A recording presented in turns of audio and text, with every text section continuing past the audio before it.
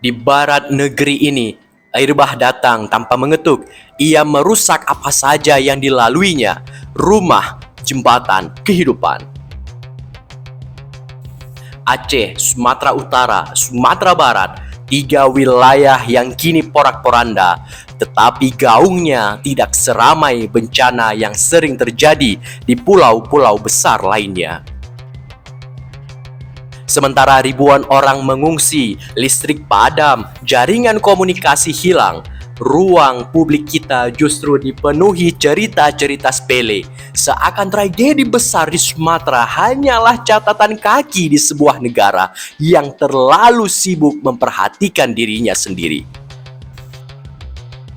Pertanyaannya sederhana, namun dalam. Apakah Sumatera tidak lagi menjadi bagian prioritas nasional?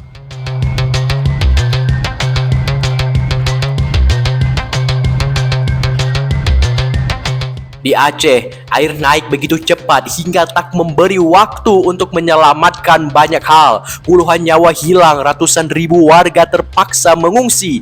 Gelap total menyelimuti kota setelah jaringan listrik runtuh bersama tiang-tiang yang roboh.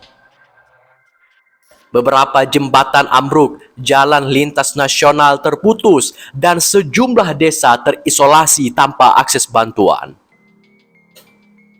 Tower listrik yang rusak harus diganti dengan tower baru yang diterbangkan dengan pesawat besar, menandakan betapa parahnya kerusakan yang terjadi.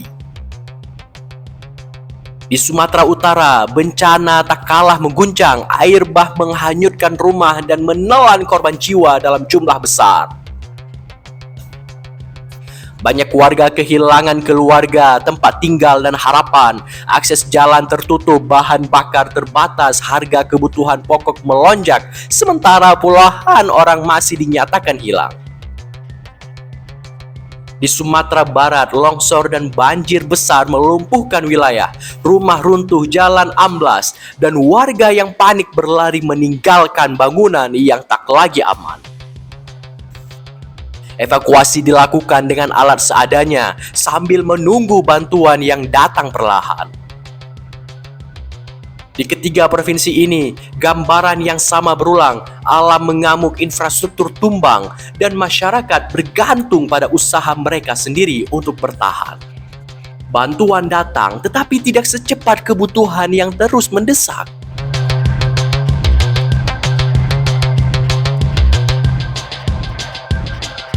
Tidak semua bencana berasal dari langit. Banyak yang lahir dari pilihan manusia. Hutan yang dulu menjadi penyerap air kini ditebang luas. Gunung-gunung kehilangan vegetasi yang selama ini menahan tanah dan air. Daerah aliran sungai rusak. Sungai-sungai menjadi dangkal dan penuh sedimen.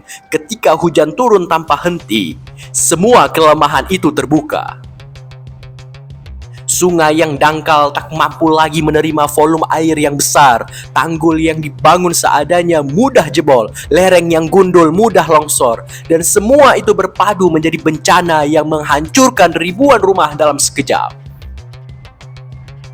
Di saat yang sama, mitigasi bencana tidak diperkuat sebagaimana mestinya. Langkah pencegahan berjalan pelan atau tidak konsisten. Anggaran yang seharusnya melindungi rakyat tergerus oleh prioritas lain. Negara seringkali sibuk setelah bencana datang, bukan sebelum bencana muncul. Padahal pencegahan selalu lebih murah daripada penanganan. Bencana di Sumatera adalah bukti nyata bahwa kita telah membiarkan benteng alam hancur tanpa pengganti.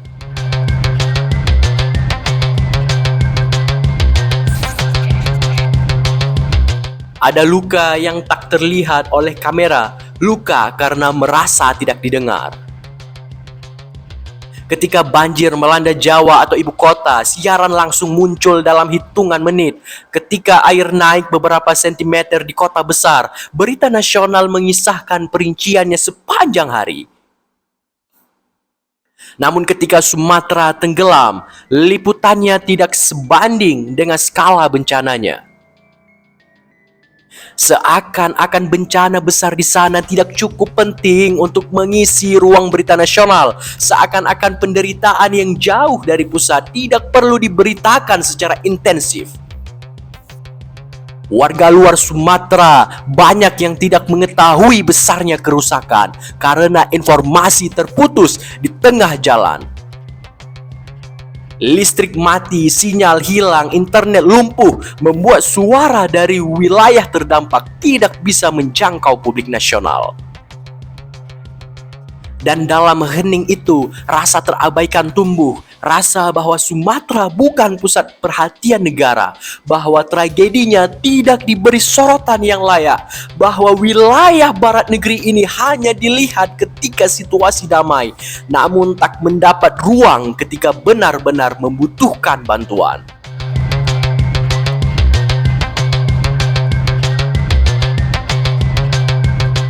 Saat bencana merenggut nyawa dan menghancurkan kehidupan, perhatian publik justru tertuju pada hal-hal yang tak seberapa. Kita melihat dunia maya dipenuhi cerita kehilangan barang kecil, drama personal, perseteruan selebriti, dan isu-isu ringan yang mendominasi trending.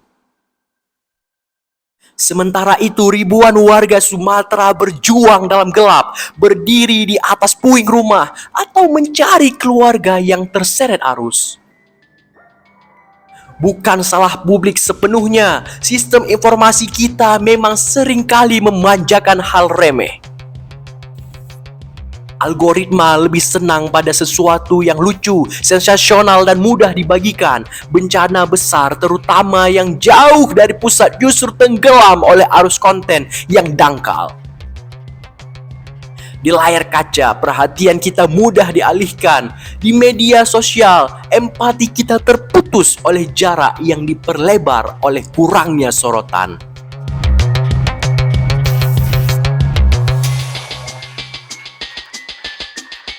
Di tengah banjir yang merendam rumah dan memutus harapan, ada hal yang terasa jauh lebih menyakitkan daripada derasnya arus. Komentar-komentar yang lahir dari hati yang kering.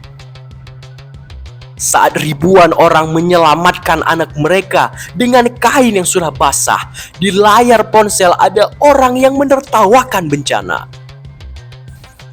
Saat warga kehilangan rumah, kehilangan keluarga, kehilangan segalanya, ada yang menulis bahwa sebuah wilayah bukan bagian Indonesia, seakan sebuah musibah bisa dijadikan bahan olok-olok.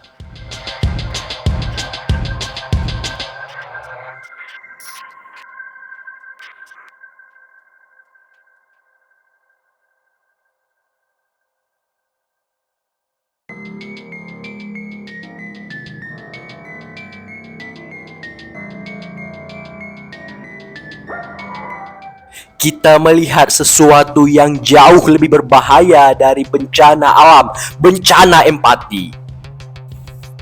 Musibah tidak memilih wilayah, air tidak bertanya agama, suku, atau provinsi, tetapi manusia. Justru manusia yang kadang memilih untuk tidak peduli saat musibah tidak menimpa dirinya. Komentar-komentar itu bukan hanya minim empati, mereka mencederai luka orang lain, mereka memecah belah rasa kebangsaan yang seharusnya menyatukan. Di saat korban mencari keluarga yang menyahnyut, ada yang memilih menertawakan. Di saat warga bergantung pada bantuan, ada yang sibuk menghina. Di saat negeri ini sedang diuji, ada yang justru memilih menjadi bagian dari masalah. Ini bukan sekedar salah bicara, ini menunjukkan betapa mudahnya kemanusiaan terkikis oleh jarak dan ketidaktahuan. Dan sebelum kita menyalahkan algoritma, platform, atau perbedaan daerah, kita harus bertanya jujur pada diri sendiri. Apakah kita masih peka terhadap penderitaan sesama manusia?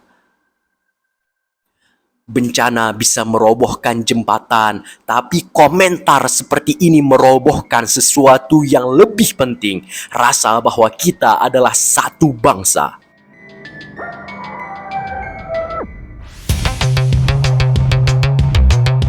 Secara konstitusi, Sumatera adalah Indonesia. Tidak ada garis yang memisahkan dari republik ini. namun kenyataan sering berkata lain. Respon bencana datang terlambat, bantuan terhambat oleh infrastruktur yang rusak dan kesiapan yang minim. Pemberitaan nasional tidak mencerminkan besarnya tragedi. Anggaran untuk mitigasi bencana berkurang ketika justru seharusnya diperkuat. Warga menunggu dalam gelap, sementara perhatian nasional berada di tempat lain. Maka pertanyaan itu muncul bukan sebagai tuduhan, melainkan sebagai cermin. Jika bencana sebesar ini tidak dianggap darurat, lalu bencana seperti apa yang harus terjadi agar perhatian itu datang?